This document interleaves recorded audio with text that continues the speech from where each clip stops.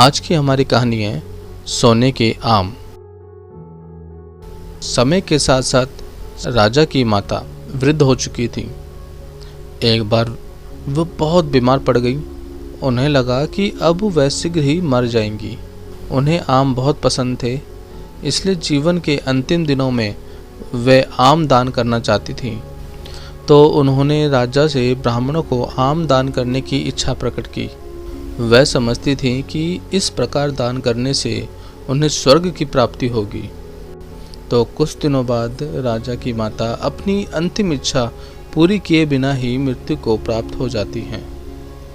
उनकी मृत्यु के बाद राजा ने सभी विद्वान ब्राह्मणों को बुलाया और अपनी माँ की अंतिम अपूर्ण इच्छा के बारे में उनको बताया। कुछ देर तक चुप रहने के पश्चात ब्राह्मण बोले, यह तो बहुत ही बुरा हुआ महाराज। अंतिम इच्छा के पूरा न होने की दशा में तो उन्हें मुक्ति ही नहीं मिलेगी, वह प्रेत योनि में ही भटकती रहेंगी। महाराज, आपको उनकी आत्मा की शांति के लिए कोई न कोई उपाय जरूर कराना चाहिए। तब महाराज ने उनसे अपनी माता की अंतिम इच्छा को पूर्ण करने का उपाय पूछा। ब्राह्मण बोले, उनकी आत्मा की शांति के लिए आपको उनकी पुण्य तिथि पर सोने के आमों का दान करना पड़ेगा। अतः राजा ने माँ की पुण्य तिथि पर कुछ ब्राह्मणों को भोजन के लिए बुलाया और प्रत्येक को सोने के बने हुए आमों का दान दिया। जब रामकृष्ण को यह बात पता चली तो वह तुरंत समझ गया कि ब्राह्मण लोग राजा की सरलता और भोलेपन का लाभ उठा रहे हैं। सो उसने ब्राह्मणों को पाठ पढ़ाने के लिए एक योजना बनाई। अगले दिन रामकृष्ण ने ब्राह्मणों को निमंत्रण पत्र भेजा। उसमें लिखा था कि रामकृष्ण भी अपनी माता की पुण्यतिथि पर दान करना चाहता है। जब से उसे पता चला है कि उसकी माँ की अंतिम इच्छा पूरी न होने के कारण वे प्रेत योनि में भटक रही होंगी, वह बहुत ही दुखी है और वो चाहता है कि जल्दी उसकी माँ की आत्मा को शांति मिल जाए। ब्राह्मणों ने सोचा कि रामकृष्ण के घर से भी बहुत अधिक धन मिलेगा, क्योंकि वह शाही विदूषक है। सभी ब्राह्मण निश्चित दिन पर रामकृष्ण के घर पहुंच गए। ब्राह्मणों को स्वादिष्ट भोजन परोसा गया। भोजन करने के पश्चात सभी दान मिलने की प्रतीक्षा करने लगे। तभी उन्होंने देखा कि रामकृष्ण लोहे की सलाखों को आग में गर्म कर रहा है।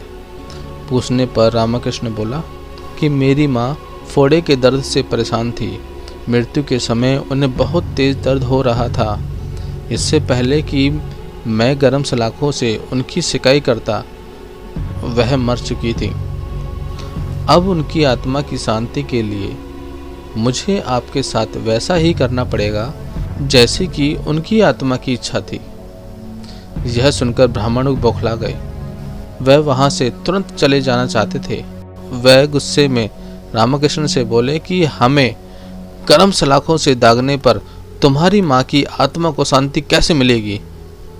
नहीं महाशय, मैं झूठ नहीं बोल रहा। यदि सोने के आम दान में देने से महाराज की माँ की आत्मा को स्वर्ग की शांति मिल सकती है, तो मैं अपनी माँ की अंतिम इच्छा क्यों नहीं पूरी कर सकता? यह सुनते ही सभी ब्राह्मण समझ गए कि रामकृष्ण क्या कहना चाहता है।